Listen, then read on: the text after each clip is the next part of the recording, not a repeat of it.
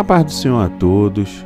Estamos retornando para darmos continuidade à leitura da Bíblia em ordem cronológica. Hoje, no 10º dia, essa linda história que Deus escreveu para nós, uma história que não é de ficção, mas sim de realidade. Eu trago hoje os capítulos 17, 18, 19 do livro de Gênesis. E os temas principais da leitura do dia. No capítulo 17, vamos falar sobre o concerto de Abraão, retificado mediante seu nome e a circuncisão. No capítulo 18, eu trago a promessa a Abraão e a tragédia de Ló. No capítulo 17, versículo 1, idade de 99 anos. Abraão agora estava com 99 anos, e Sarai já há muito ultrapassada a idade de ter filhos. Mas 13 anos após o nascimento de Ismael e 24 anos depois da promessa original de Deus, o Senhor apareceu a Abrão com uma mensagem e uma exigência. Primeiro, Deus se revelou como Deus Todo-Poderoso, significando que Ele era onipotente e que nada lhe era impossível. Como Deus Todo-Poderoso, Ele podia cumprir suas promessas, quando na esfera natural tudo dizia ser impossível o seu cumprimento. Então seria por um milagre que Deus traria ao mundo o filho prometido a Abrão. Segundo, Deus ordenou que Abrão andasse diante dele e que fosse perfeito, totalmente dedicado ao cumprimento de sua vontade. Assim como a fé de Abrão foi necessária na efetuação do concerto com Deus, assim também um esforço sincero para agradá-lo era agora necessário para a continuação das bênçãos de Deus, segundo o concerto feito. A fé de Abrão tinha que estar unida à sua obediência, senão ele estaria inabilitado para participar dos propósitos eternos de Deus.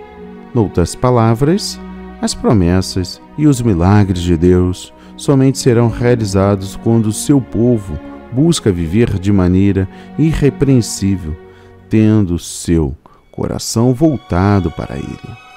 No versículo 2, o meu concerto. Deus já tinha prometido por concerto que daria a Abraão a terra prometida. Agora, Ele renova essa promessa, declarando que Abrão descenderiam muitas nações e reis, que o Senhor seria o Deus dos seus descendentes, e que Sarai, a sua esposa, daria à luz um filho e seria mãe de nações e reis. Abrão e seus descendentes veriam o cumprimento do concerto à medida que se dedicassem a Deus e às obrigações do concerto. Versículo 5. Não Abrão, mas Abraão. Abraão significa pai elevado. Abraão significa pai de uma multidão. Na Bíblia, uma nova experiência com Deus muitas vezes requeria um novo nome para a pessoa, simbolizando aquele novo relacionamento. No versículo 7, para te ser a ti por Deus. A razão de ser e a realidade do concerto de Deus com Abrão era Deus ser o Deus único de Abraão e de seus descendentes. A promessa de Deus ter-se a ti por Deus é a promessa mais grandiosa das Escrituras. É a primeira promessa, a promessa fundamental na qual se baseiam todas as demais promessas. Significa que Deus assume compromisso, sem reservas, com o seu povo fiel, para ser o seu Deus, seu escudo e seu galardão. Significa também que a graça de Deus, seu perdão, promessas, proteção, orientação, bondade e ajuda e bênçãos são dados aos seus com amor. Todos os crentes herdam essa mesma promessa mediante a sua fé em Cristo. No versículo 15, Sara. Sara significa princesa e denota a posição dela como mãe das nações e reis. E eu encerro o entendimento do capítulo 17 com o versículo 17. Abraão riu-se. É provável que Abraão tenha experimentado por algum tempo certa dose de descrença. Saiba-se que até mesmo pessoas de grande fé podem, em certos momentos, enfrentar dúvidas. Quando assim acontecer conosco, não devemos deixar de avançar com perseverança na nossa obediência a Deus, clamando-lhe para renovar a nossa fé. No capítulo 18, eu trago aqui o destaque do versículo 2. 3 varões. Um dos 3 homens era, sem dúvida, uma manifestação de Deus em forma humana, e os outros 2 eram anjos que aparecem como homens. É possível que Abraão não tenha reconhecido, logo de início, que os visitantes eram Deus e 2 anjos.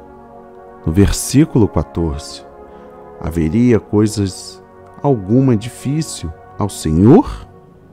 Deus quer que compreendamos que Ele tem poder para cumprir aquilo que Ele prometeu. Jesus realçou essa verdade quando disse: Deus, tudo é possível. No versículo 19, Ele há de ordenar a seus filhos para que guardem o caminho do Senhor. De vital importância na chamada de Abraão foi o propósito de Deus para que ele fosse um líder espiritual em casa e ensinasse a seus filhos o caminho do Senhor. Com a chamada de Abraão, Deus estabeleceu o pai como responsável na família para ensinar os seus filhos para que guardem o caminho do Senhor, para agirem com justiça e juízo. No versículo 20, o seu pecado se tem agravado muito. Deus não faz concessão ao pecado. Ele observa cada maldade, injustiça e imoralidade que é cometida. No tempo certo, não havendo arrependimento do pecado, Deus o julgará. A própria natureza de Deus requer que a iniquidade seja castigada. Encerrando o entendimento do capítulo 18 no versículo 22. Abraão ficou ainda em pé diante da face do Senhor. Preocupado com Ló e a sua família, Abraão intercedeu diante de Deus para ele não destruir as cidades. Deus respondeu à oração de Abraão, embora não como este esperava. Deus não destruiu os justos com os ímpios. Ele salvou os justos, porém destruiu os ímpios. No dia da ira futura de Deus, que há de vir sobre o mundo, Deus já prometeu que salvará os justos. No capítulo 19, trago destaque no versículo 1. Estava Ló assentado à porta de Sodoma. Embora Ló se afligisse pelo que via e ouvia do proceder ímpio do povo de Sodoma, contudo ele tolerava a iniquidade ali, em troca de supostas vantagens sociais e materiais. Essa sua transigência resultou em tragédia à sua família. Da mesma forma, os crentes atuais que se expõem suas famílias a ambientes ímpios e às influências malignas em troca de status social ou vantagens materiais, estão preparando o caminho para as tragédias familiares. No versículo 5, para os que conheçamos. Essa expressão indica que os homens da cidade queriam abusar sexualmente dos visitantes chegados. É deste infeliz incidente que deriva a palavra sodomia e seu significado. Ele refere-se especificamente ao homossexualismo e à perversão homossexual. A sodomia é severamente condenada na Bíblia. No versículo 8, 2 filhas tenho. É difícil crer que Ló estivesse realmente disposto a deixar que suas 2 filhas fossem violentadas por uma turba de pervertidos sexuais, apenas para proteger 2 estranhos e desconhecidos. É possível que Ló, em desespero, procurasse assim ganhar tempo, crendo que seus amigos vizinhos não iriam permitir que ele ou a sua família fossem brutalizada por aqueles celerados. Versículo 26. A mulher de Ló olhou para trás e ficou convertida numa estátua de sol. A esposa de Ló não levou a sério a ordem específica do anjo e morreu. Certamente o seu coração ainda estava preso aos prazeres de Sodoma. Jesus adverte os crentes no Novo Testamento dizendo: lembrai-vos da mulher de Ló, o que significa que aqueles cujo coração está dominado pelo sistema corrupto deste mundo não escaparão da ira de Deus e da destruição pendente sobre os ímpios. O apóstolo Pedro declara que a destruição de Sodoma e Gomorra é um exemplo daquilo que vai acontecer a todos os ímpios. O Novo Testamento adverte que o dia da ira de Deus está próximo. Esta referência é sobre o versículo 28. E encerro no versículo 33. E deram beber vinho a seu pai. As filhas de Ló foram culpadas do pecado do incesto e Ló do pecado da embriaguez. Primeiro, sem dúvida, o convívio achegado dessas moças com os ímpios habitantes de Sodoma, tolerado por seu pai, fê-las adotar baixos padrões morais de conduta. Por Ló ser indulgente com a impiedade, ele perdeu a família e teve uma descendência ímpia. Segundo, Ló tornou-se um exemplo de pai crente, cuja fé e perseverança bastaram para ele se salvar, mas não para salvar a sua família. Aprendeu tarde demais que o verdadeiro caminho da fé é ensinar nossa família a separar-se do mal e não amar o mundo. Que o ensino de hoje possa transformar o seu entendimento, a sua vida diante desta linda história que Deus escreveu.